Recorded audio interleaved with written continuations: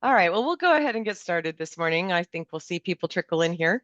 Good morning and welcome to the September 25. Oh, it says 24. I clearly need to pay some more attention here. What year is it? I don't know. September 25. Uh, Meeting of Learn Idaho. Um, we appreciate you all being here and joining us for our monthly meeting and professional education session. My name is Dara Ray. For those of you who might not know me, I think I know everybody. And I am the president of Learn. Our mission to just ground us all every month is to help people navigate the joys and challenges of aging and caregiving. Our vision is to serve as a trusted source of information and resources provided to our community by members of the community.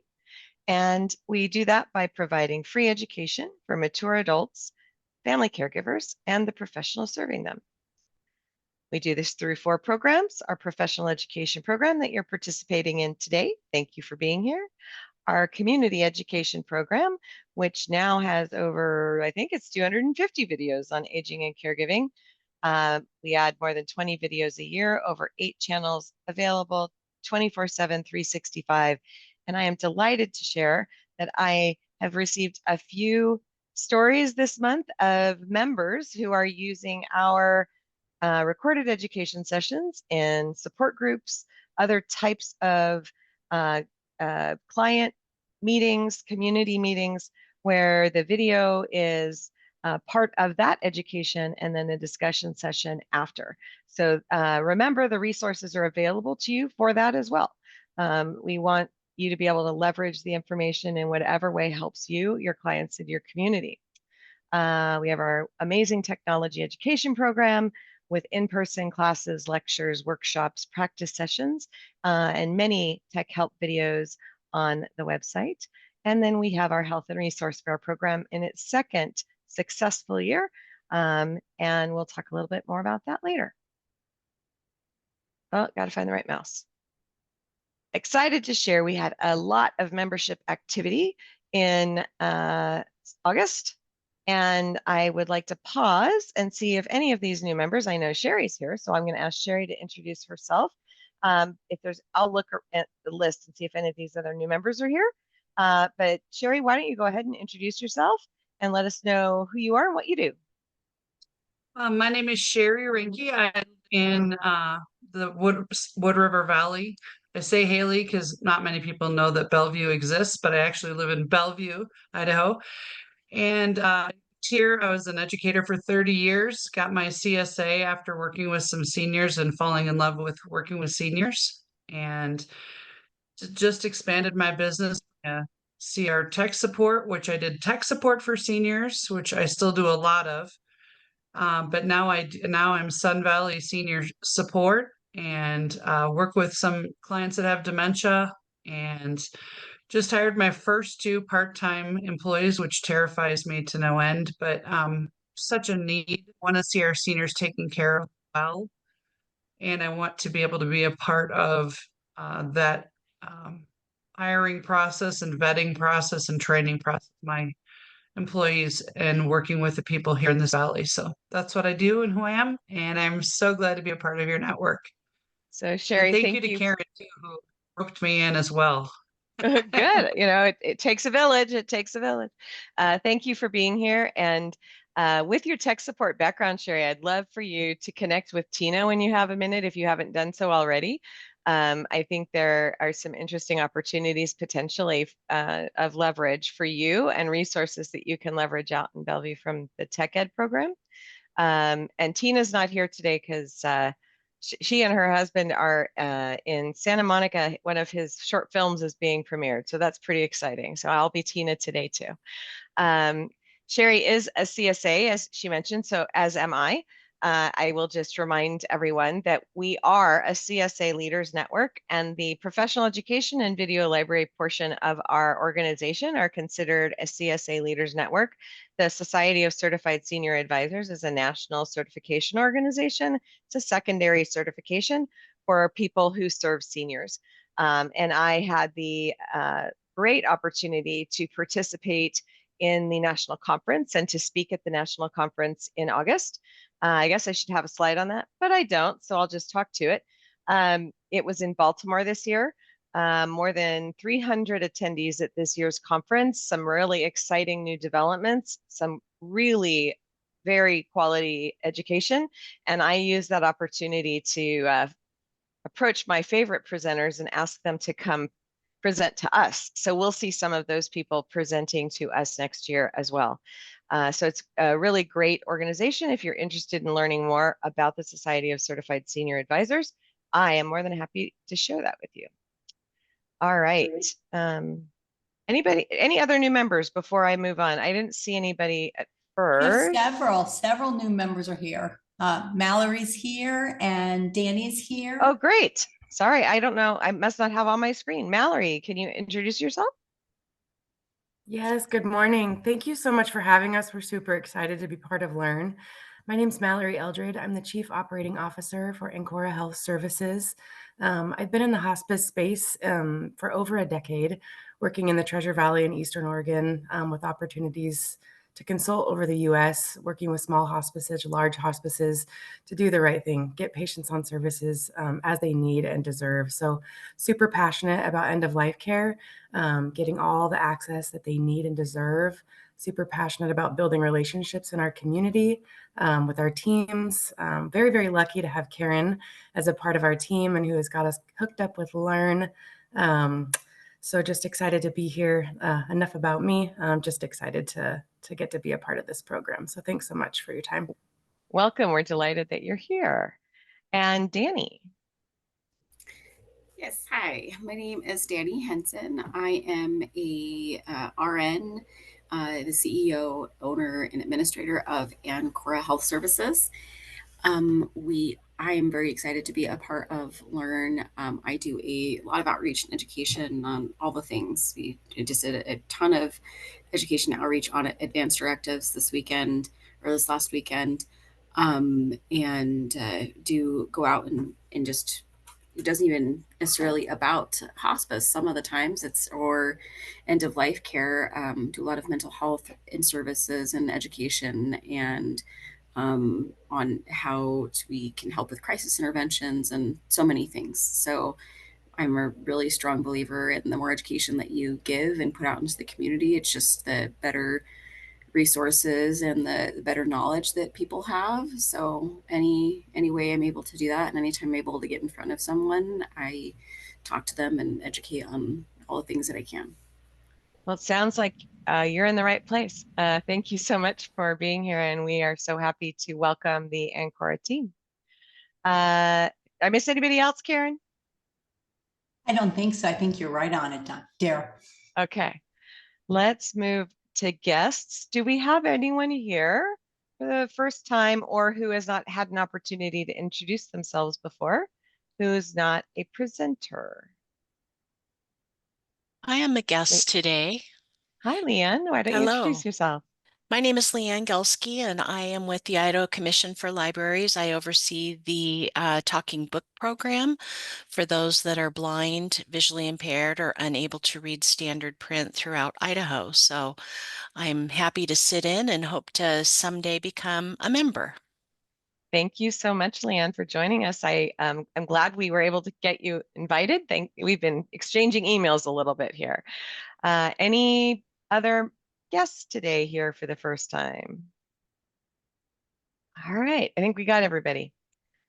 Wanted to just share our metrics. We do keep track of how we're doing, and our mission engagement and our video views have been pretty stable this year. 4 quarters now, between 6,000 and 8,000 mission engagements, about 7,000 last quarter.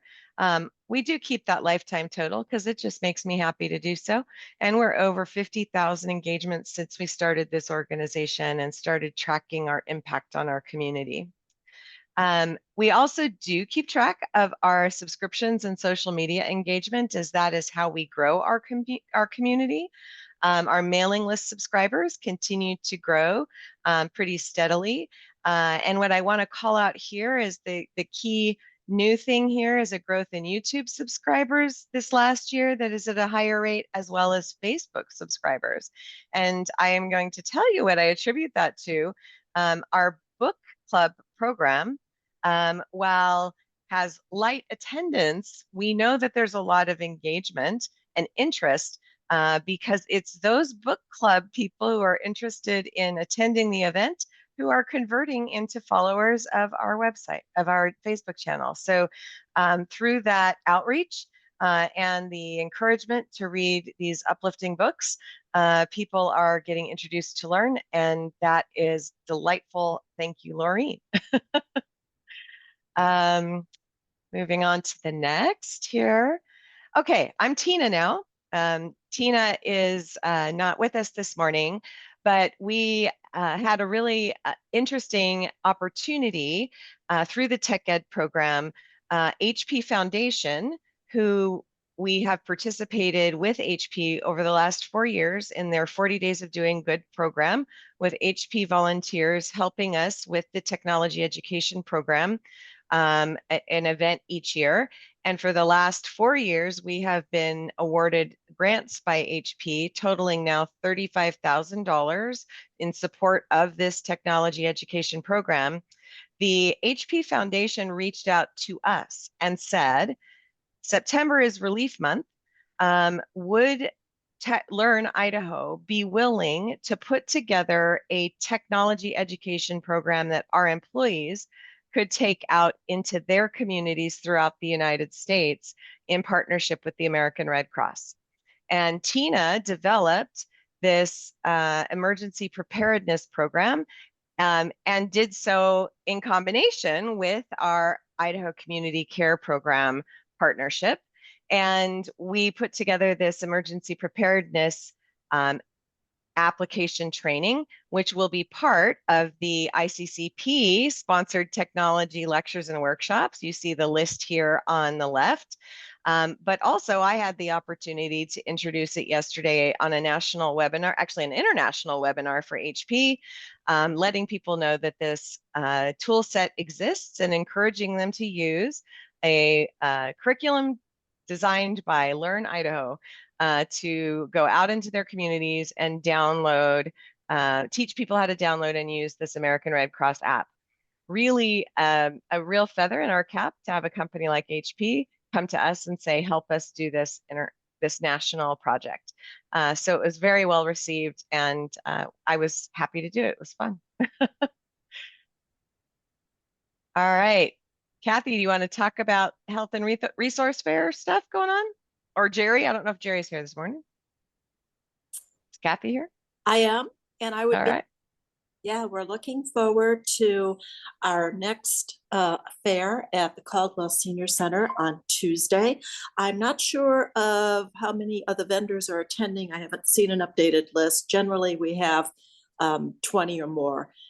It's a well-attended health fair, and we are received with a lot of gratitude by the Caldwell Senior Center. And then following that will be October's at the Point at Meridian, which is one of our assisted living facilities in the Meridian area. And I see now that I missed the update on the right. So it is the Caldwell Senior Center, September 16th. Pennant Advisors is our sponsor. Thank you very much, Pennant, for doing that. We do make a donation when we're at senior centers that are nonprofits as part of our commitment to this program. I do think we have a couple of spots available in this one still. You'll probably get an email going out if it hasn't already. And if you're interested and would like, I think it's half a table at this one. We share tables in some places. Please send me an email and I'll make sure that gets to Kathy and Jerry. The price, if you're not a subscriber to the program, is $25 per event per member, $50 for non-member. So just, there are a couple of spots available.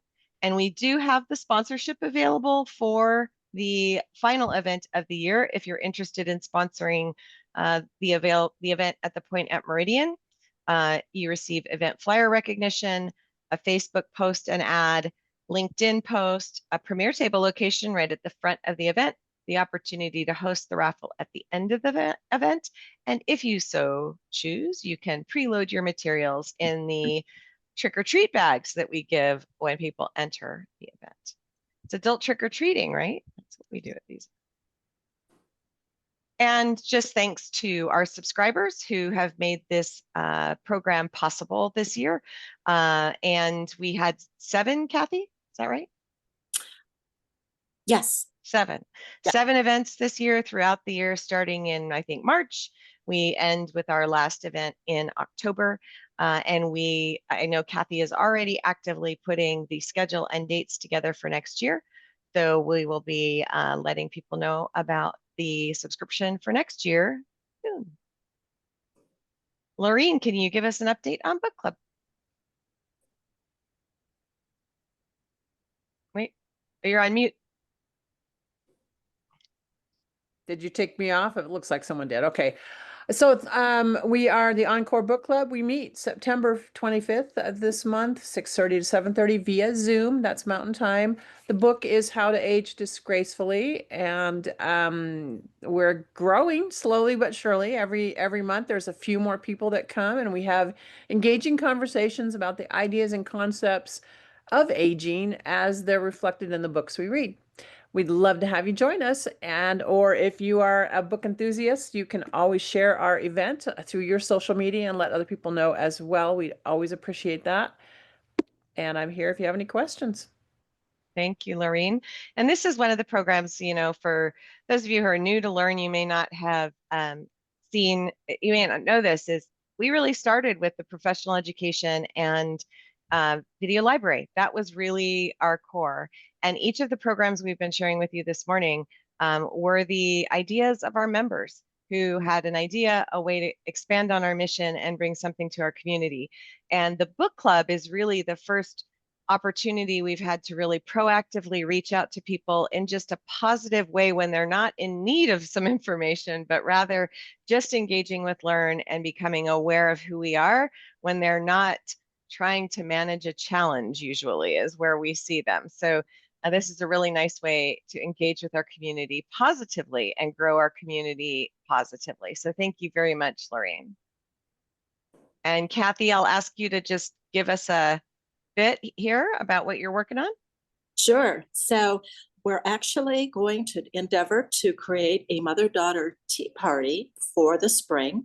We're going to be starting out looking for a venue. A couple ideas have come across that I'll be reaching out to. We have a very small committee started.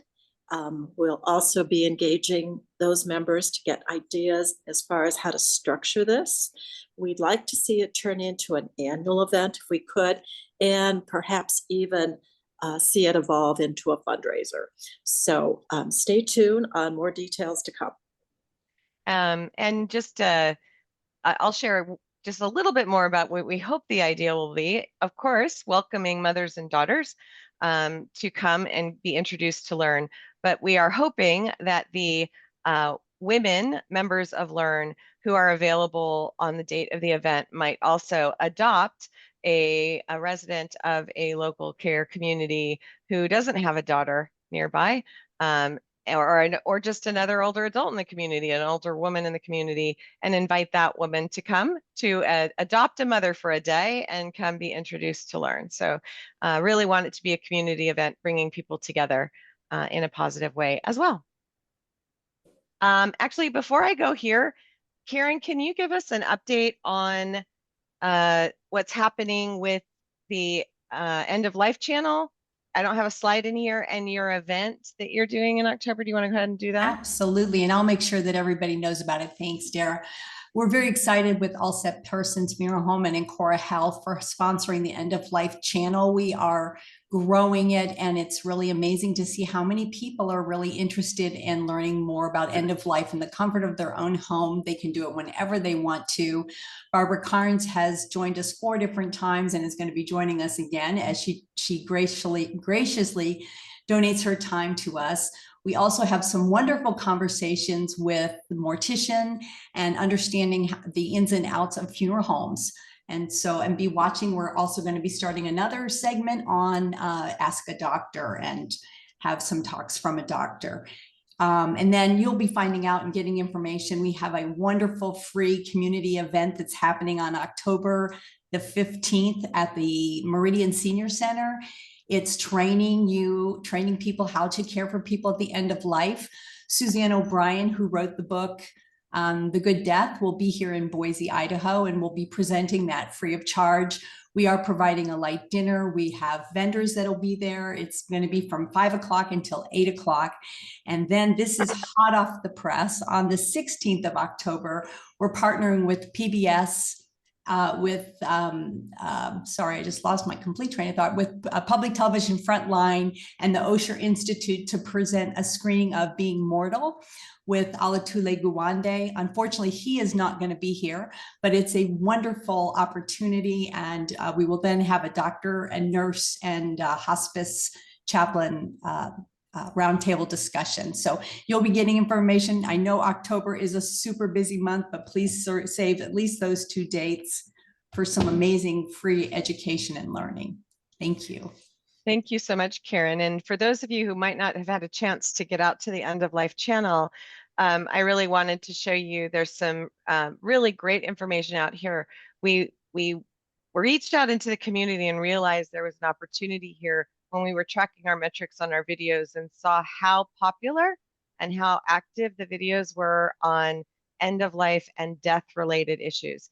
These are really difficult topics. People don't know how to have conversations, how to ask the questions. And a lot of these views, because I actually tracked the time, were like the middle of the night, super early in the morning. Like this is when people can't sleep. And I love this particular program that we started. We're calling them video snacks. These are individual questions being asked to a funeral director, like very specific questions. We'll be adding about, I don't know, they're in my inbox. I got to get to them, 6 to 8 of them. Before the end of this weekend, there will be 6 or 8 more of these up on the website. And then we have this amazing program with Barbara Carnes, who is donating her time to us. This national expert and hospice founder is giving us her time as a gift. And we have one more episode that will be loaded this weekend. So some really wonderful opportunities here and some great information. So thank you, Ancora, Allsup in Persons, and Hillcrest for helping us bring this important information to our community. All right, quickly moving on here. We have 4 community events coming up. The Doula Givers event that Karen just talked about, I will be able to cover. We have some open spots at the Senior Lifestyle Expo Health and the Nampa Civic Center Health and Wellness Center, October 4th and October 11th. We're looking for these volunteers. Would really appreciate it if you have some time and could give us 2 hours. Let me explain how we do this. These events very often, for many in the care economy, many businesses, they're just too expensive for us to participate on our own. And one of the benefits of Learn is when we go in and have a Learn table, we ask our volunteers who are members to take a 2-hour staffing of the booth. And when people approach the booth, we ask you to lead with Learn and provide information about Learn. But inevitably, the conversation with interested parties who aren't just trick-or-treating, they will ask you what you do. And you have an opportunity then. We encourage you to wear your name tag for your business, make sure you have your information available. And when they ask what you do, you can then share information about yourself. We make sure that we have information, at least a picture and listing of all of our members, so that you can help direct them if they're looking for a different kind of service to a different member or different community resource. So it's a really great opportunity to get in front of the community in a way that is no cost to you, and otherwise would be a pretty high entry cost to participate in these events. So if you are interested, either put something in chat, send me a quick email. 2 hours of your time well spent, I think. All right. And Karen just said she actually got her Ancora job by participating. Is that what you said, Karen? All right. And then we are we will be meeting on the 23rd, Tuesday, for our quarterly networking event. Again, hosted by our great sponsors over at Touchmark. They treat us very well. Please join us for our gratitude event from 4 to 5:30. For those of you who have not joined us, we gather together. We'll take 10 minutes or so to allow our sponsor to introduce where we are on their property this time. And I will, price of admission is a couple of announcements usually. We hope to have some people from HP join us and be able to thank them for the great support they have provided us over the last 3.5 years or 4 years. And we hope you'll join us. We do a quick roundtable, so everybody in the room has a chance to introduce themselves and everybody in the room knows who's there. And then it's about 1 hour and 15 minutes of just networking. This is the opportunity for you all to get to know each other, try to find people who can help you in the service of your clients and your needs. If you're not already a member, hopefully we've convinced you you should be. Please reach out to Karen or me, or you can apply directly on our website. We would love to welcome you to our community. Volunteers always welcome. I've put out the tin cup looking for a few more volunteers for the events this fall. And hopefully you've got a sense that, like most everything that we do, have been ideas from you. And as a board, we really view our job to evaluate opportunities and say yes whenever we can. If it's an idea that fits with our mission and can be supported with the resources that are willing to help, we would love to say yes. We have a couple of sponsorships opportunities still available for this year. Some channel sponsorships still available. We get creative and design custom sponsorships if you have an idea. And I will be announcing 2026 sponsorships next month. So keep that in mind. It's an opportunity for you to support your community and use our platform to get more eyeballs. Any other member announcements? Inspiration moments to be shared? My why? Anybody have anything they'd like to share today? We give it a second. Make sure nobody's coming off mute. Okay. Well, thank you very much for joining us for our business meeting. And now I am happy to turn the meeting over to Karen Kaiser, our education chair. Good morning, everybody. Our next meeting will be October 9th. Community Spotlight will be the Assistance League of Boise, presented by Viviana Nerdy. She's the VP of Marketing for the Assistance League. Our professional education will be why we collect things and how to let go. SRES Realtor Donna Rogers, who's now of Keller Williams of Boise. Just a quick update on that. And Jamie Haskell of Haskell Home Organization will be working together and present to us for that. This content this morning is provided for general informational purposes only and is not to be considered legal, financial, or health advice. Consult with your legal, financial, health care, or other service providers before taking action based on this information. This morning, we start with our community spotlight, which is 988 Idaho Crisis and Suicide Hotline. Lee Flinn will be presenting for us. I'll give you a bio for Lee. Lee joined the hotline as director in May of 2020, bringing over 35 years of leadership in Idaho's nonprofit sector. She oversees strategy, fund development, compliance, governmental relations, and statewide partnerships. Her past leadership includes roles as policy director for the Idaho Community Health Center Association, advocacy director for ARP Idaho, founding executive director of Conservation Voters for Idaho, and executive director for the Idaho Women's Network. In these roles, she has been responsible for fundraising, program development, strategy planning, lobbying, advocacy, and board development for 501c3s and 501c4 organizations, as well as political action community. She has served as a volunteer on nonprofit boards as a guardian ad litem for youth and foster care. Lee holds a BA in history and an MBA from Boise State University. Lee, we're super excited to have you this morning, and you can take it from here. All right. Good morning, everybody. I see some familiar faces. It's good to see you all. Let me share my screen. and do the obligatory, can you see my screen? All right, can you see my screen now? I think Okay, so. I see Yeah, some nodding. I see Jeremy nodding. Okay, we're there. so let me put it into slide mode. Where is that? Sorry, this part always takes me a few fumbling moments. Okay, you can still see my screen? Excellent. Okay, so when I share my Can you slides, I swap can't. can you swap your screens at the top? Display Oh, settings, top left, in the mid, very top, go up. It says display settings at the very top, black in the gray. To the left, there you go. What do you, Dara, what do you see? That would help me more if you told me. I see the screen with your speaker notes. Okay, with it shows the next slide. Uh-huh. All right. Actually, do you see at the top of your screen? I can see it. It's the second from the left, display settings. Yeah. Click there and then swap. There, like that? Yes, ma'am. Now you're good. Thank you, Dara. All right, so I'll go ahead and dive in. I know we only have a few minutes. I cannot see the chat, so how about if I roll through really quickly and then take questions at the end? And so I'll just dive in. So I'm just going to start with the basics. You may all know this, but just to as a review.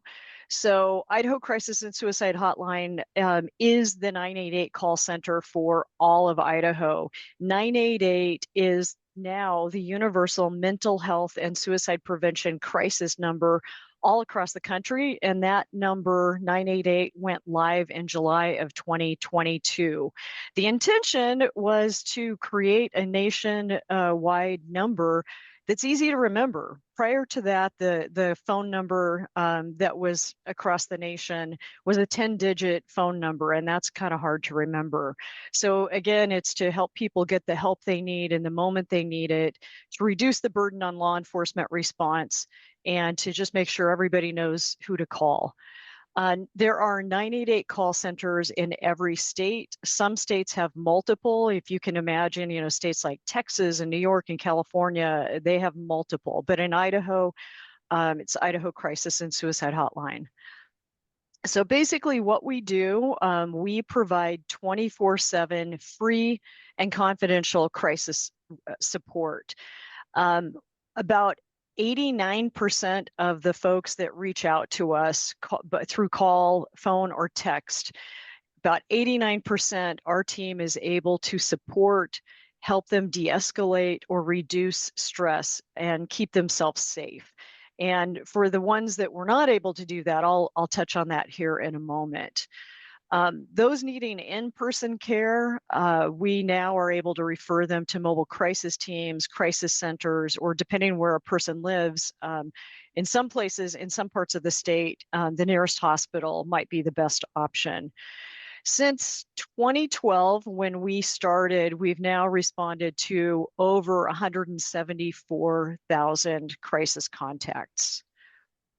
So we provide support for all Idahoans of all ages.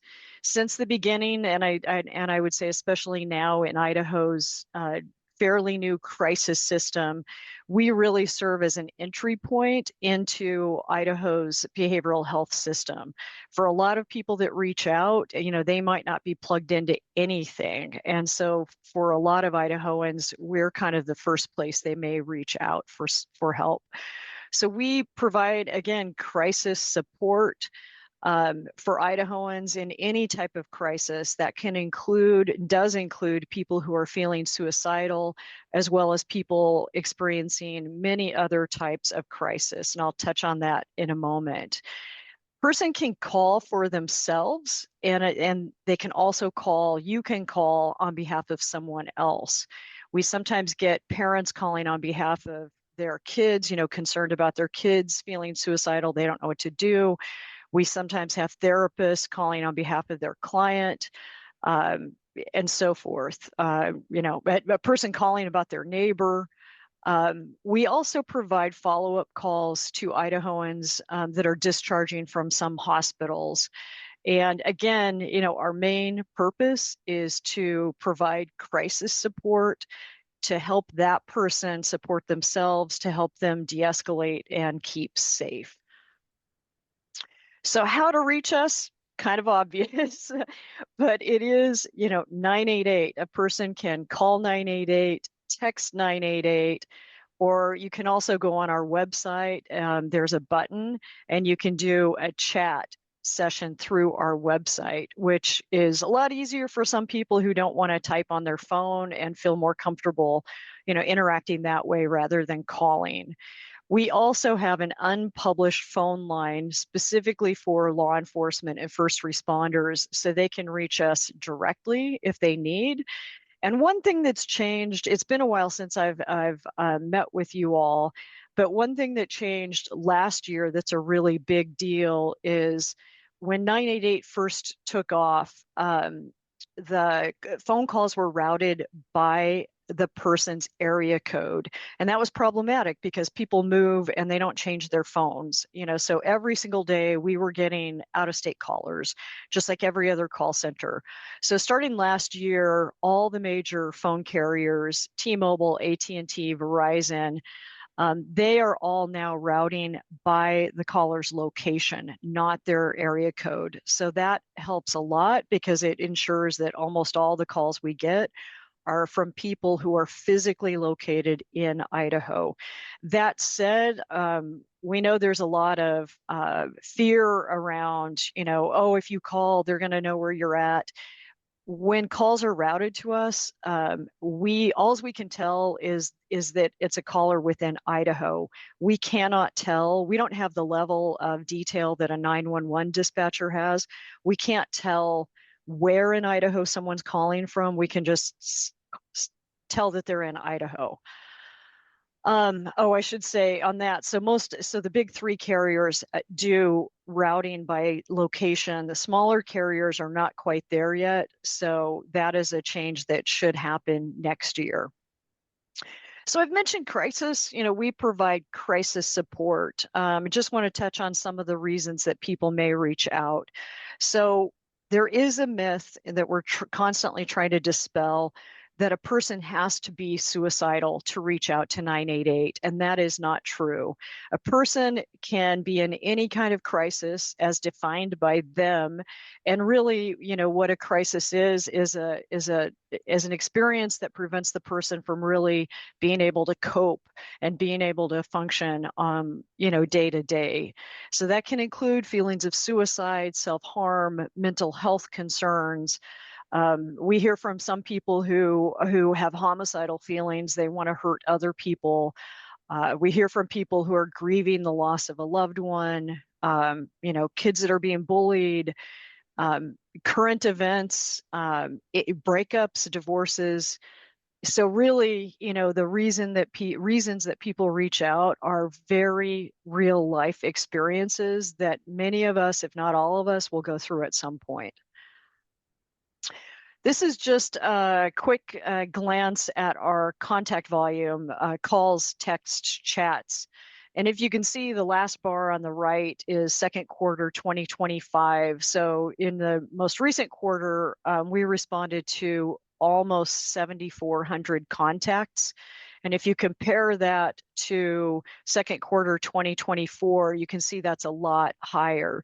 So the last quarter compared to a year ago, our volume is up significantly. I think it's about 25%. One thing I'd like to say at this point is a lot of times people think this is a bad thing, that volume is going up. We see it as a good thing because it means people are reaching out, and I think everybody wants people to wants a person to reach out if they need help. So we see that as a good thing. Outcomes. Again, sometimes people out there think, oh, if I call 988, you're gonna call the police, and that is something we also try to dispel.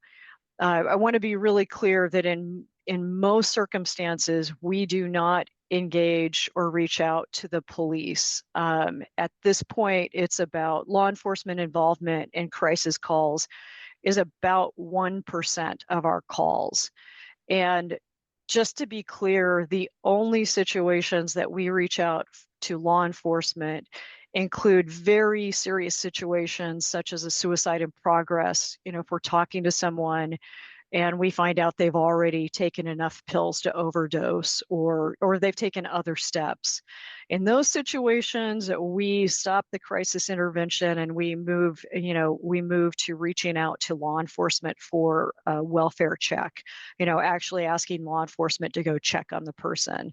Another situation where we may engage law enforcement is when our crisis responder does the safety assessment and determines that the individual is at imminent risk for harming themselves, killing themselves, or harming or killing someone else. And in those situations, it has to be a situation where the person tells us they are suicidal, they have a plan for killing themselves, they have access to lethal means to kill themselves, and they plan on taking that step in the immediate future. So those things all have to be present, and in that situation the person is at such high risk that we will also, in those situations, engage law enforcement. And then the same for if someone's feeling homicidal. Most calls aren't like that, but just to be clear, we do not engage the police unless the person is at imminent risk or they've already started to take steps towards suicide. All right, this is where I can touch on how the crisis system's changed. I know we're running close on time. So starting July of this year, mobile crisis teams are now available 24/7, and that's a really big deal. One thing I want to be clear about is as the 988 call center for Idaho Crisis and Suicide Hotline is the sole dispatcher of the mobile crisis teams. And so you can request a mobile crisis team. Anybody can call and request a mobile crisis team by reaching out, calling or texting 988. Although we dispatch, there are two separate companies that operate. And a mobile crisis team, if you're not familiar, it's a 2-person team of behavioral health professionals who actually travel to the person in crisis. So they'll show up at the person's home, the Winco parking lot, the park, the city park, wherever the person's at. There are qualifying crises. We won't dispatch for any reason, but some qualifying crises include, again, suicide, homicide, mental health concerns, substance use, and also medical and neurocognitive conditions. And through the assessment, we determine if the person is low risk or high risk or extreme risk. Extreme risk would include probably a co-response with law enforcement. And then the last thing I'd say is for all of you in this meeting, if you'd like some free materials that have information about 988, please reach out. We've got brochures, we've got some informational wallet cards, we've got some stickers. And if you reach out to me via email, I'm happy to put some of those in the mail, and it might be good to have for some of the upcoming tabling you have or any other event that you all have. And that is it. I'd be happy to answer any questions you might have. I have a question for you, Lee. What does the profile look like of your crisis responders? What do you mean profile? So when somebody calls in or makes communication with one of your crisis responders, what type of person are they getting a hold of on the other end? Oh, okay. Our crisis responders come from all walks of life. Age-wise, they run from 20-something to 70-something. We have some that are retired, we have some that are students. I'd say really all types of backgrounds. And when someone applies to be a crisis responder and we hire them, we do not have volunteers taking calls. We haven't for, over 2 years now, maybe closer to 3 years. We put them through comprehensive crisis intervention training, and then we have ongoing educational training for them as they go on. So they're employees, they're not volunteers, and they're employees. Quite a bit of training. Yeah, we do not have volunteers and haven't for a few years now. Yeah, wonderful. That just wasn't a sustainable model for the growth that we were experiencing. Yeah. Good to know. Does anybody else have any questions of Lee, Karen? Lee, I was curious, are you seeing an uptick in the aging population with calls? I mean, do you kind of keep an idea of age, and any suggestions, since many of us work in the senior industry, of resources if we're dealing with seniors with suicide? Yeah, I don't think we're seeing an uptick. We do track demographics that we're able to collect. And if you can imagine, when someone reaches out and they're in crisis, we collect what we can, but that's not our emphasis. We focus on, the person, supporting the person in crisis and helping them to keep themselves safe. So we collect what we can on demographics, but we've not seen an uptick in older adults, I would say. But we definitely get people reaching out of all ages. I think as far as the demographics we do collect, our youngest known caller was 6 years old. Oh, wow. And that was a boy that called with his dad. His dad called and, kind of facilitated the interaction. And then the oldest caller, to our knowledge, was 101. So we get people of all ages reaching out. Can I ask a question? Yeah. So I do a lot of, I also contract at Lifeways and I've done a lot of mental health nursing even when I was in the hospital. And the change that happened over the last year with Idaho parental consent law. Yeah. And there was actually just something that came out on the news today or yesterday about it, that Idaho is very broad in what it considers emergency. So it looks like, and I wanted to get your interpretation, that without parental consent, unless a minor said that they were actively suicidal and had means to a lethal weapon, or they were actively going to take their life, that they would not be able to use the 988 service without parental consent, which is pretty scary because there's a lot of fear, and sometimes things are happening at home that's why they're trying to reach out. Right. Yeah, I was interviewed a couple times recently, including last week by KTVB. Yeah. So Idaho does have a parental consent for healthcare law that took effect July of last year. So we've been navigating that law. It captured us in it. It wasn't intended by legislators to capture the crisis and suicide hotline. And so yeah, anybody of any age can reach out. And to the extent that all of you can, please let it be known that minors can still reach out to us. What has changed is how we handle that contact. Before the law, no matter who was calling or what their age was, we could take our time and we could, just be with that person for as long as it took to provide crisis support. With minors calling now, we have to, our responder has to do the assessment. And if they are assessed at being high risk and at imminent risk of harming themselves, killing themselves, or harming or killing someone else, we handle the interaction as we would any adult. If they don't and that's an emergency exception in the law. If the minor doesn't reach that level of acuity, then we can still support them, but then at a certain point we have to ask if they could, if they have a parent or a guardian that could give consent. So at that point, a lot of minors hang up. They say, oh, I can't do that. And so they'll hang up on us. Sometimes they do. Sometimes they'll say, oh, yeah, my mom is upstairs. I can go up there. And then we can talk to the parent and the kid at the same time. So we're still able 100%. We are still able and are supporting minors. It's complicated how we do that. And honestly, it puts a lot of stress on our crisis responders who are having to think about, now I can't just think about supporting this person. Now I have to think about where am I at with the law? So we're in conversation with healthcare advocates and lobbyists who are all trying to change this and are hopeful that in the coming legislative session, the bill that didn't make it through last year will, come out again and pass. There was an attempt by Senator Anthony, who's the pro tem. He brought a bill forward to change the law. It passed the Senate. It did not pass the House. It didn't advance to the House in the last days.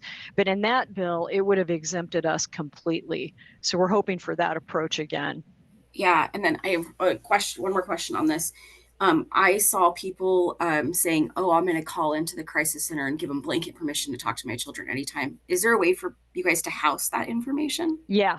Okay. Yeah, it's not easy, but yeah, we are when a parent calls in or a guardian calls in, if they say they want blanket consent, and we have had an uptick since those news stories hit. So yeah, we do get blanket consent and then we file that. And so, so there are, that's our workaround for now, but it would be much easier if we didn't have to do that. And the last thing I would say on that front is, one of the things we do, I didn't mention, when a person calls, reaches out and they are suicidal, it is best practice in suicide prevention to offer a follow-up call within 24 hours. And we have been doing that for years and years and years and years for everyone. And a lot of people appreciate that. It's like, hey, we're really concerned about you. It sounds like you're able to stay safe now. Would it be okay if we checked in with you about this time tomorrow? And then the person can say yes or no. We cannot offer minors follow-up calls, and that is not best practice in suicide prevention.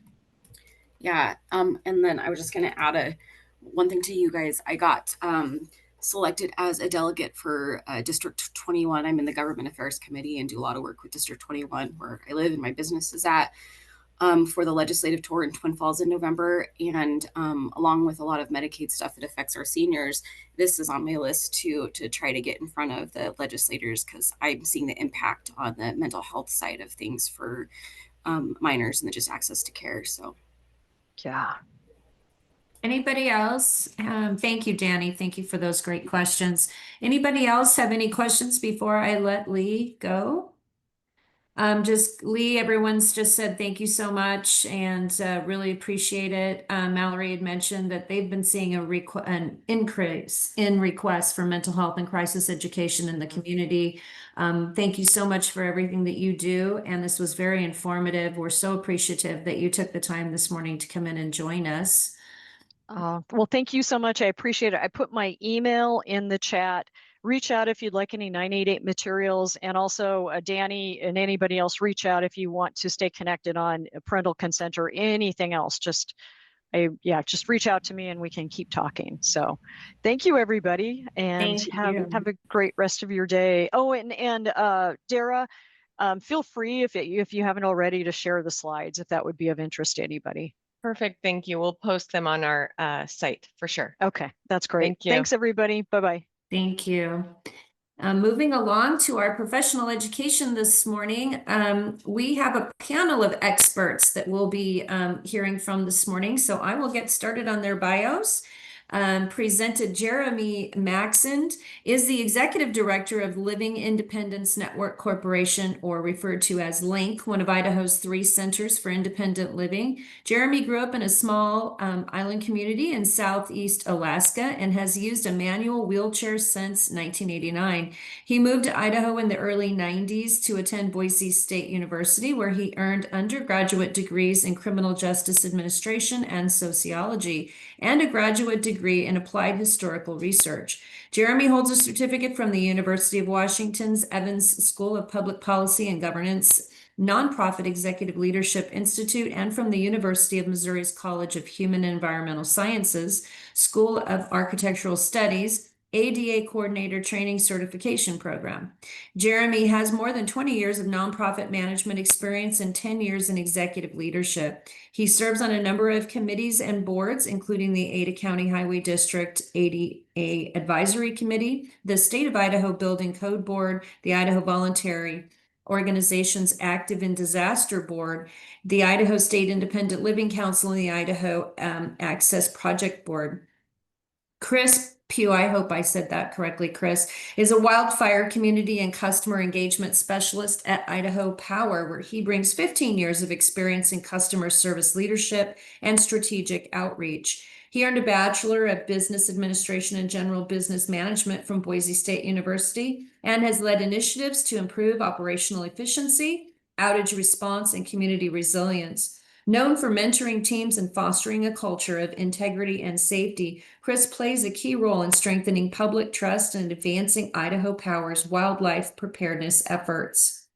Raul Enriquez is a dedicated and accomplished licensed social worker with over 2 decades of experience in social services, strategic planning, and leadership.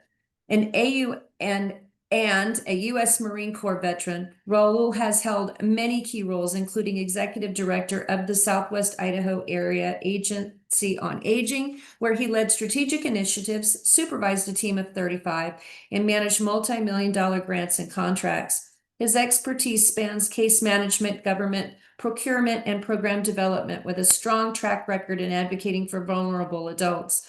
Raul holds a BA in social work from Boise State University and is fluent in Spanish. We are so excited to welcome the 3 of you here this morning. We are grateful that you've taken the time to put this together for us, and you may take it away.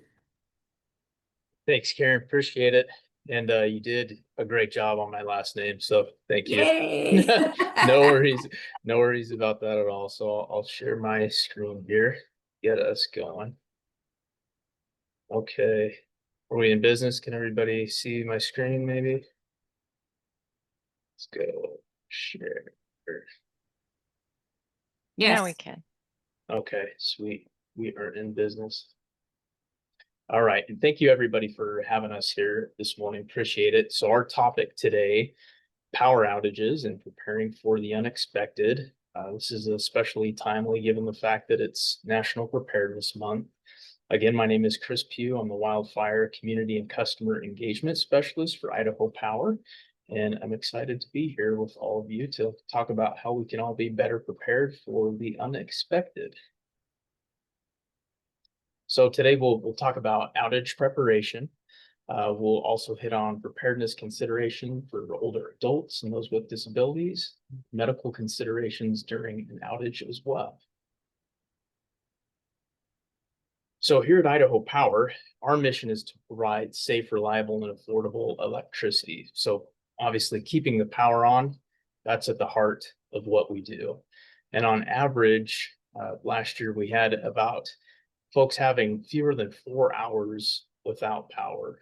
But sometimes, the extreme weather outages can last for hours or even days. And we just want to make sure that customers, regardless of the type of outage, are just prepared. So there's a lot of different situations that may cause an outage. These images that we see on the screen here are depicting some of them. So weather that can cause heavy snow on trees down on power lines, icy road conditions can cause pole collisions. We have an average of 400 pole collisions a year, so that's more than one a day. Animal interference, touching phases on lines. Squirrels like to get up in our system as well. Planned maintenance, that one's a little different because we're all planners. We like to know what's going on. So with this one, at least, folks receive messages and hopefully have enough time to prepare for an outage. And then safety, that's another reason that we could have power outages. Public safety power shutoff, that is one of those. That's a last resort method that Idaho Power has in our toolbox, and I'll talk a little bit more about this in the other slide. So a public safety power shutoff, this is when Idaho Power would proactively de-energize a line. And the reason we do that is we want to avoid sparking a wildfire due to any extreme weather. So when we talk about extreme weather, this is what we have been living through for the past few months. High temperatures, low humidity, dry vegetation, and then you couple all of that with a weather event. And the things in particular that we're looking for this weather event are sustained winds, gusts of winds. And the reason that is concerning is with the high temperature and the low humidity and the dry vegetation is anything being picked up and flown into our power line. When that happens, an arc is created, a spark, and then that's what we're concerned about, because we do not want to be the reason a wildfire starts. So that would be a public safety power shut. What you can do ahead of time, right? Because we're all about being prepared. We can download the Idaho Power app. So you can go to the Google Play Store, the Apple Store, and you can download our Idaho Power app. Put in your information, your account number, and then you'll receive specific information regarding your service location. So if my home was without power right now, I would get a notification on my phone saying, hey, I'm without power. All of our customers are enrolled in our outage messages. So if there is a cell phone number that you have with your Idaho Power account, they can receive text messages, notifications. They'll receive that just in general to say, hey, there's an outage here. Also, walk around the house. What's going to happen when the power goes out for you? These are the things that we've got to be thinking of ahead of time. One popular thing that our customer service folks will have is they'll receive a call saying, I can't get the garage door to go up. So that emergency release lever, we talk to a lot of folks and say, hey, let's go out in the garage. You see that cord hanging down? Let's pop that cord and that'll help you manually get up that garage door. And then even taking that a step further, is that something that you can lift? Do you have to, get with a neighbor and say, hey, if I'm in this situation, can I reach out to you? Can I call you to do this for me? And then obviously plan any unique medical needs. Is there medicine that needs to be refrigerated? Do you have to go somewhere to get this medication? And if the power is out, how are you going to do that? And then going hand in hand with this planning is an emergency kit. So things that you want to put together are, non-perishables, water, first aid, going back to the medicine. What kind of medicine do I need to have here with me? Medical equipment, potentially, flashlights, maybe a portable battery. All of those things need to be taken into consideration. And it may be something that you should strongly consider, like, is this power going to be out for 3 hours, or is it going to be out for 3 days? Because that's going to significantly change the way that you prepare. So maybe there are different bags that you have identified as, hey, this is a short term, this is long term, etc. And then again, if the power goes out, what to do, right? Because we all want to have more understanding of what's happening and what to expect. So you can check our outage map. If you're not receiving the text, if you don't have the notification on your phone, maybe we aren't aware yet. We do have a smart system that sends us information when a circuit is down. So we have a really good understanding of what is happening in real time. But there are instances where we do not. So if you check that outage map and you're not a part of that outage, but your power is off, you can call us at any time, 24/7, to let us know, hey, I am without power. And then also just a plug here, but the application, the mobile app, is very handy, right? Because if the power goes out, your computer most likely is off. If it's hardwired into the wall, maybe you have some battery time on your laptop. And also just make sure that your contact information is updated. That's probably one of the most important things, to make sure that we can get in contact with you. And here's just some safety precautions when the power is out. Flashlights, LED lanterns, those are a lot safer than a candle, right? Because we're going back to talking about mitigating a wildfire. We want to mitigate a fire from happening in the house too. So candles can knock over, flashlights, LED lanterns, those aren't going to result in a fire. And then turn off any machinery that you have going on. So the things that I'm talking about are things that immediately are going to come back online when the power is restored. A great example of this is a a heater, right? A space heater. So if the power goes out, we've got this guy cranked on high or whatever, just go around and turn it off. In fact, turn most items off in the house and leave one light switch on. Then the reason you leave that light switch on is, you'll be aware when the power comes back on as soon as that light bulb kicks on. And then when the power has been restored, we have hundreds or even thousands of customers that are without power. So if we had everybody turn everything on in their house all at once, that's going to put a lot of strain and demand on the grid. So if we can gradually turn those items back on that we need power to. Then electric generators, they're an option. We just want to make sure that everybody is using them safely. Don't plug a generator into a wall outlet. That can be super dangerous. Only connect a generator to your home, special equipment. It's a transfer switch, and it has to be installed by a licensed electrician. So if you don't have that switch, electricity from your generator could go back onto the power line, onto the grid, and hurt our folks that are out trying to restore the service. So we want to be as safe as possible. And then to power something like a fridge or a lamp, just plug that directly into the generator. You don't want to overload it either. So that's something, again, where we're walking around the house and seeing, our thoughts about what we're going to do if there's an outage and we need to shelter in place. We also want to think about what kind of demand we're going to put on this generator if we have one. So what kind of items are important for you to have in play while the power is off? And then never use one inside. Carbon monoxide fumes, those can be deadly. So just want to make sure that you understand how to use it, make sure that it's installed by a licensed electrician. And we do have all of this information on our website as well at idahopower.com. And then what's Idaho Power doing, right? When we talk about reliability, we want to make sure that the power is on all the time, right?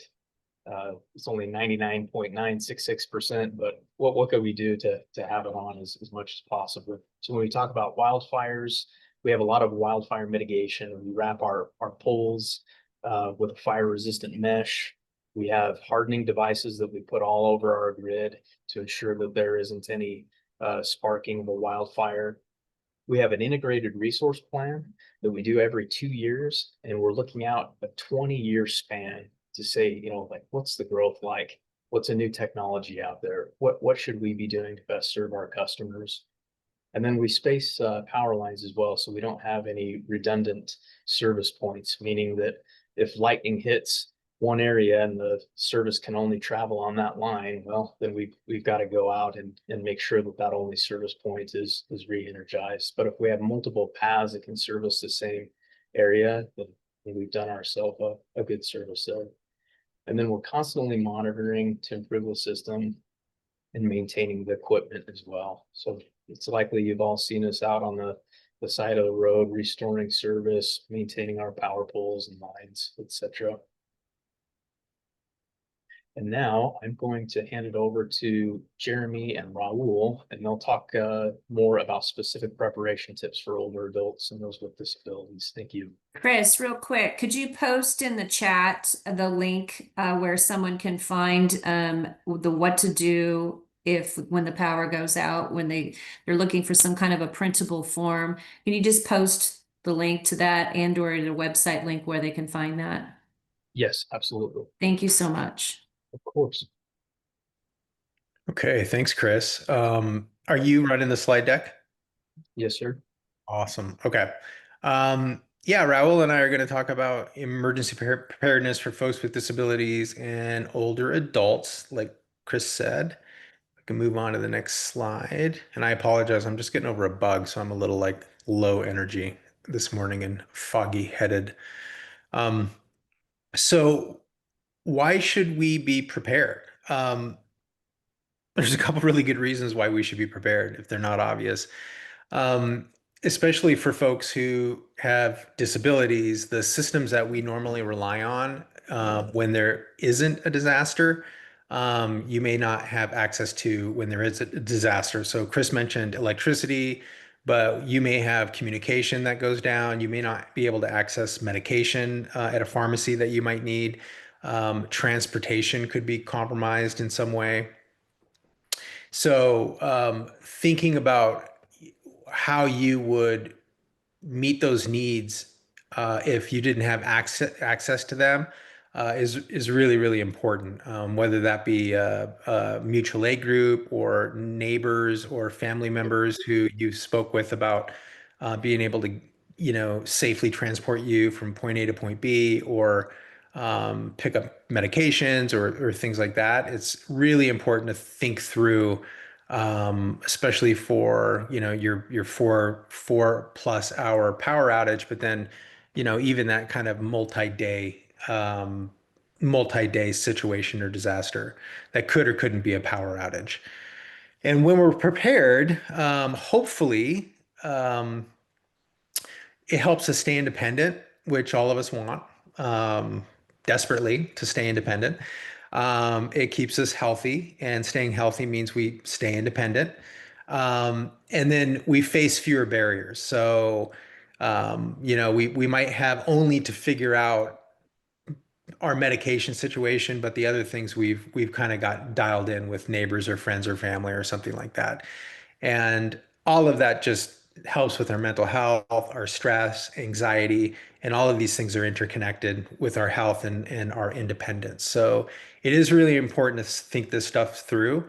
Um, and, as unlikely as it seems like you might experience a disaster, especially in like an urban center, I guarantee you the minute that you put your guard down and you're not thinking about it and you don't think you need to think or plan, you could very likely end up in a situation where, you wish you had done this.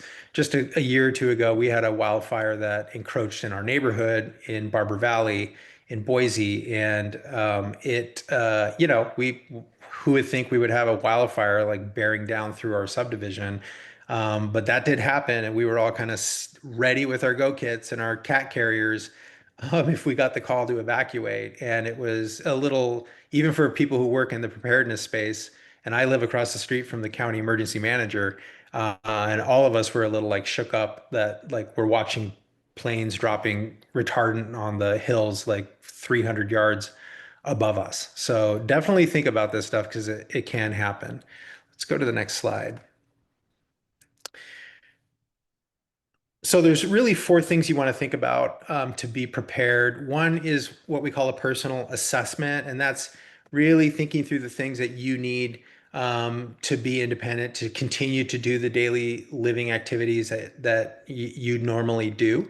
The second is based on that assessment to put together kind of an emergency plan, and it doesn't need to be complicated, but when you're in crisis and under pressure, thinking clearly and remembering things can be a challenge for anybody. Um, and, if you're a person with a disability, you've got a whole secondary list of stuff that you're thinking about. Even if you're in, you've got an aging parent or something, you've got a bunch of stuff. Where are the medications? Like, I got to make sure I get a walker or a wheelchair. How long am I going to be gone? Like, there's a lot of stuff in addition to just, where's the cat food and that sort of thing that I need to get my cats out. Um, Building a kit based on that plan is really important. And that kit should be designed, like Chris kind of touched on, to shelter in place or evacuate. And you can build a kit that kind of you can pull out and use at home, but you can also grab that kit and get out of Dodge if you need to, and at least be prepared for a couple of days to weather the storm.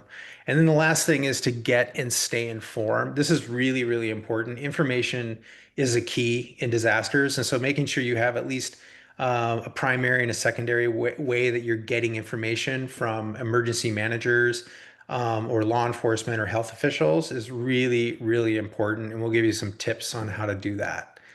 Let's go to the next slide. Okay. And Raul, you're not up yet, right? I think I'm doing this. No, I'm not up yet. Okay. So the personal assessment, like I mentioned, we're doing basically daily living, like personal care. These are the questions you want to ask. Do you regularly need assistance with personal care, like bathing and grooming? Do you use adaptive equipment to help you get dressed? Lots of folks have family members or caregivers that show up and help people literally get up in the morning and get going, and then people are on their way. And what happens if that person, for whatever reason, isn't able to get to you that day? So you want to think that through. Your personal care equipment, do you use a shower chair, a tub transfer bench, or similar equipment? And what do you do if you need to evacuate? Can you take that with you? If you know where you're going to evacuate to a family member's house, do they maybe have an extra set of that stuff so that you don't have to worry about taking it? Those are things to think about, especially electricity dependent equipment, which is what the public safety power shutoff focuses around. If the power goes out, what happens if you use dialysis at home, or you have an electrical lift, or you need to regularly charge a battery for a mobility device or something like that, or even hearing aids? How do you make sure that you have got what you need to make those charge those tools, those devices, if the power is out at home, or if you have to move to a different location? Things like water service. What happens if the water goes out? Do you have drinking water for a day or a couple of days? What happens if you can't heat water to keep yourself clean, or to prepare food or things like that? It's this stuff seems like kind of survivor type of stuff, but when the power goes out, these kinds of questions quickly come into focus and can cause a lot of stress and can cause significant impact on your physical health and independence. Let's go to the next slide. A big one for folks is getting around transportation. Even in what we call blue skies, when there isn't a disaster, transportation systems aren't exactly perfect anywhere, and it can be a real challenge. But what happens if public transportation is down or can't get to you, or you can't communicate with public transportation, and you're sheltering in place? Do you have somebody that can help pick up groceries or medications or things like that? If you need to evacuate, do you have a neighbor who has a vehicle that you can safely get in and out of? And that if you have a medical device, that your medical device will fit in that vehicle, and that they're actually able to get it in that vehicle. Maybe it's not an immediate neighbor. Maybe it's a neighbor down the street who has a vehicle that would work for you well. So be thinking about that and have that conversation, like Chris said, with folks in your network beforehand. And so they know, like, hey, the power's out. I'm going to check on Bob down the street, because our plan is if the power goes out, I'm just going to walk down the street or make a phone call if I can and just check in. And we're going to make sure everything's copacetic. Let's go to the next slide. And then evacuating. Really be thinking about, if you have to evacuate quickly, can you do that safely? I'm amazed at how many homes don't have, for example, ramps, and people need assistance kind of getting out of their home. That's something to really think about. It may not be your direct care worker or family member who's helping you get out of the house. It may be a neighbor who may not be familiar with what it takes for you to safely get out of the house. And so having those conversations again early is really important, so that when people are moving quickly, you're not having to explain how to do things safely. They already know. And then how do you get help? What do you do if the cell service is down, or internet is down, or your landline is down? If your landline's down, then we're in big trouble. But having a plan with contacts, neighbors, or family members that say, hey, look, if the power goes out and you can't get a hold of me within 2 hours, I need you to come to my house and check in on me.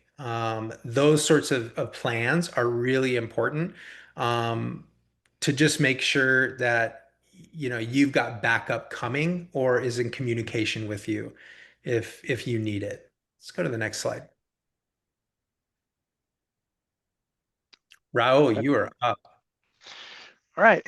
Well, good morning, everyone. Just a small disclaimer. I do work for United Healthcare, but for the purpose of today, I am just a volunteer. I wanted maybe just a quick question, if you can drop in the chat. Have you experienced a local community disaster? So you can just drop that in the chat. I'm just really curious. Don't pick the pandemic. That's way too low-hanging fruit. If you can put in the chat what that disaster was. So I'm just really curious. And if you were around in Idaho in 2016, you were definitely experienced a local community disaster. So now that you've done a personal assessment, I think it's time to put together a list of supports that you're going to need if you're when you experience an emergency, a local disaster. So there are two things to consider, and Jeremy kind of touched on that, and that is, are you going to have to shelter in place, or are you going to have to evacuate? So what's the difference between the two? Well, for example, sheltering in place, the pandemic was a good example of that. We didn't have to evacuate for that. That was actually the opposite. We actually had to remain indoors. It would have been unsafe to evacuate. And then there's examples of things that you would have to evacuate on. So when you're building an emergency plan, consider these two things. Not only having stuff on hand to remain in your home, but what are you going to need to evacuate as well? And it's important to have a list of these things. And once I get done with my part, I'll put some resources in the chat. So can you go to the next slide? One of the things to consider when you're creating your emergency plan is what's common in your area. Some things to consider. One of the things that are common in Idaho, specifically, what we call, for the, for region 3 and 4, you may want to consider it like the McCall frontier area. Up in the Valley County area, one of the things that we hear often about is people getting snowed in. So that is a common, thing to be prepared for. So maybe consider where you're located and what is something common. Right now, there is a disaster declaration happening in Idaho right now, and there's a fire. There's, fire is a common disaster declaration that's happening in Idaho. But consider maybe you live close to the river, and maybe there is potential for flooding. So as you're coming up with your emergency plan, consider what are some of the things that you will most likely have to respond to. And probably the thing that everybody's going to be common to everybody, and that's the things that Chris was talking about, is power outages. That is something that's going to be universal and common to everybody. So next slide. When you're creating your emergency plan, one of the first things to do is to engage your support system, engage your family, friends, neighbors, and start writing down people that you're going to need to contact, and also when there is an emergency that they would think of you and contact you. So engage people around you now when it is, as Jeremy was saying, as there's blue skies, where instead of during a crisis, have these contacts on hand. I would suggest, and I'm going to put a pretty good link where you can actually type this in and print it out and have a hard copy of. I would suggest to have a hard copy of that on hand in case you lose power and unable to get to it electronically. So anything that you can think of, and I have a resource, a link that I'll put in the chat that'll walk you through that. That's pretty good. I'll just go ahead and say ready.gov is a pretty good website, and I'll I'll put some links in there that'll walk you through some of this stuff. So next slide.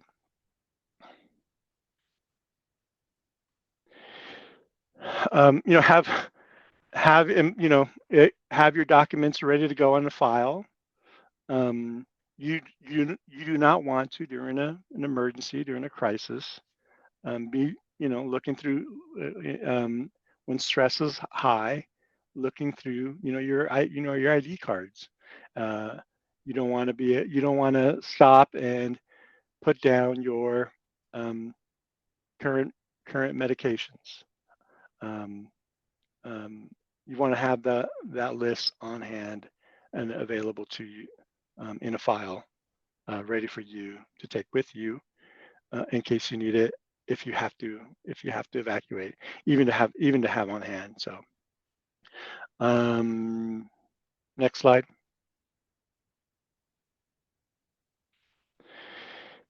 Some other things to consider is hold on a second. Map out some escape routes from your home in case you are unable to leave. Have a meeting location in mind, and also share that meeting location with your support systems. Have an emergency kit, and if you're like me, I'm like, I'll put something away and forget where it's at. Have your emergency kit, have it noted somewhere where you put it. Have a list of where shelters would be at, and also, and again, engage your support network. Engage your support network that's around you to help you when you need it the most. So next slide. Okay, I think Jeremy, this is you. Okay, building your emergency kit. Oh, this is like Christmas time. This is so much fun. Oh, I have so many kits. But in seriousness, you do, and this doesn't need to be fancy or high speed, or it doesn't need to be expensive.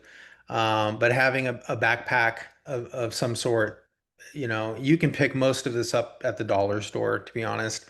But having a backpack where you have some water, some non-perishable food, especially some food that doesn't necessarily require heating. Um, Having a battery powered or hand cranked radio, NOAA weather radio. I have one of these and they're really great. They've got a little crank on them, and you just do that and it's got a light on it that will fire up, and allows you to like charge up a battery, and then dial in your NOAA frequency to see what's kind of going on. So those are not expensive, and it's a good thing to have as a last resort. Super basic stuff. And I suspect all of us have this in a drawer somewhere in our home, but like a flashlight, a simple first aid kit for cuts and abrasions and things like that. Again, you're not going to triage like a vehicle accident or something, but just making sure that you're not getting an infection and you're keeping yourself clean and healthy until the power comes back on and you have access to normal services. Extra batteries are really great. A whistle is really great. As a last resort, if communication is down and something happens, like you're stuck in your home or there's an earthquake and a piece of furniture falls across your primary or only exit out of your home, for example, to be able to use a whistle to get people's attention, you will get people coming quicker than you think with a whistle. Dust masks, pretty easy to get these days, if you don't already have a box of them in your closet from COVID. Like an unopened packet of moist towelettes is super, super great for a couple of days, just keeping yourself clean. Of course, a couple garbage bags to store that stuff in. Sanitation is really important. I think all of us know that, right? To prevent complications with your health. Even having a manual can opener for food is great. If you don't have a can opener, just flip that can upside down, push it onto the concrete, and twist it for about 30 seconds, and that top will pop right off. And then cell phone with chargers and a backup battery, really important. Um, and remember, like Raul said, if you have critical information on that cell phone, you should have those written down, because if your battery goes out and or your cell phone dies or it drops and gets damaged or you forget it. I mean, I'm surprised how many times I have to go back and get my cell phone in the morning when I'm headed off to work. And I'm just like, are you kidding me? I'm attached to this thing. Like, how am I forgetting it? In a disaster under pressure, pretty easy to forget. So have that information written down. And you can get battery blocks that are fairly cheap that have lights that are solar rechargeable. Those are lifesavers. So go to Amazon and just like solar charging battery pack, and you can get one of those. Let's go to the next slide. And then if you've got any kind of disability, you really need to think through that, right? So if you're deaf or hard of hearing, making sure that you have extra batteries for listening devices, or a pen and a paper to be able to communicate with somebody if you end up in a shelter. And they even have weather radios that display text instead of audio. If you're a person who's blind or low vision, keeping a jump drive with audio file of information that you verbally kind of record, medications, contacts information, all of that stuff is really important. And it just depends on if you use Braille or not, or large print, but thinking through what information you need to have in that format is critical. Let's go to the next slide. And then, someone like me, I use a manual wheelchair. I've got a whole kit in my car that I can access when I'm home anytime, but I keep it in my car.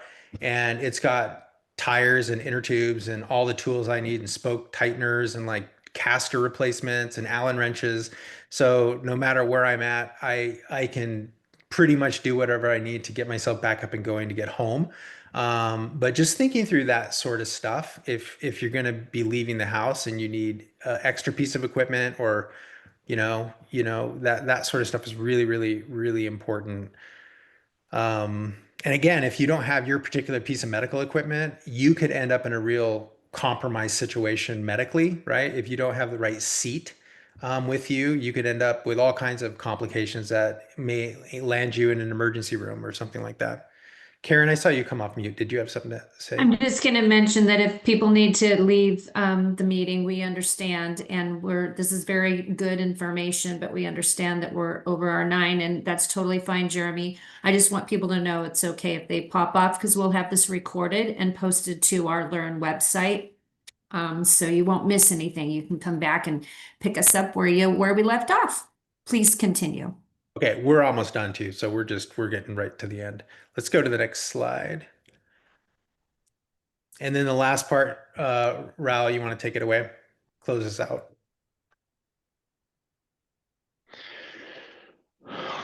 Sure. In this last slide, there's a few ways to stay informed. You can sign up for alerts. There's a few recommendations so that you can stay informed. There's the NOAA radio that you can stay connected with. There's also local community trainings that are offered by the local centers for independent living, the state independent living councils. And is there, Jeremy, for the SILs, would people just like Google SILs, or is there like a centralized place that they can go? Yeah, either just type in Idaho SILs or go to the State Independent Living Council and you can link to us from there. Okay. All right. If not, you could probably just reach out to Jeremy and I, and we can connect you. If you have any questions about any of these resources. Also, there's also local emergency planning committees that you can get involved with with the counties. So, next slide.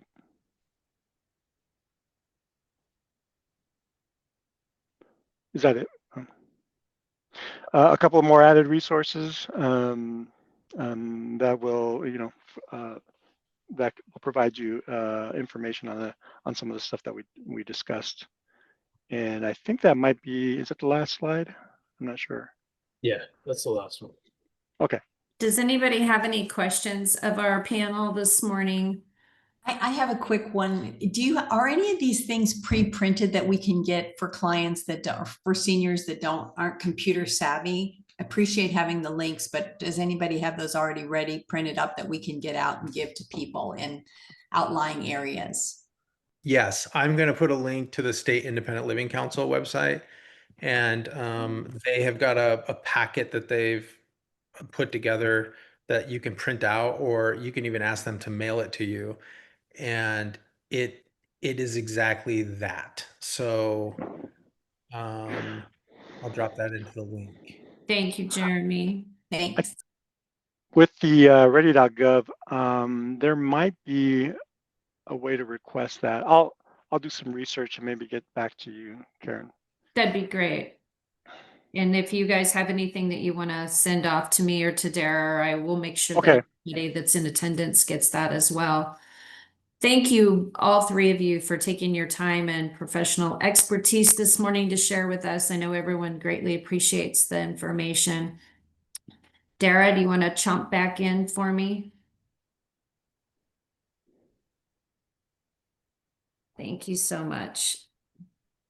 So next, so we want to say thank you very much to Lee, Jeremy, Chris, and Raul for sharing your time and expertise this morning. And thank you to all Learn members who hung out with us, stayed with us for the duration, and guests participating in today's session. Our next Learn meeting will be on October 9th, and our community spotlight is Assistance League of Boise and the professional education piece, Why We Collect Things and How to Let Go, with Donna Rogers and Jamie Haskell. We appreciate you all so much, appreciate your time and attention and helping us all as we deliver and share to our communities what we can. And thank you so much, and hope you all have a wonderful day.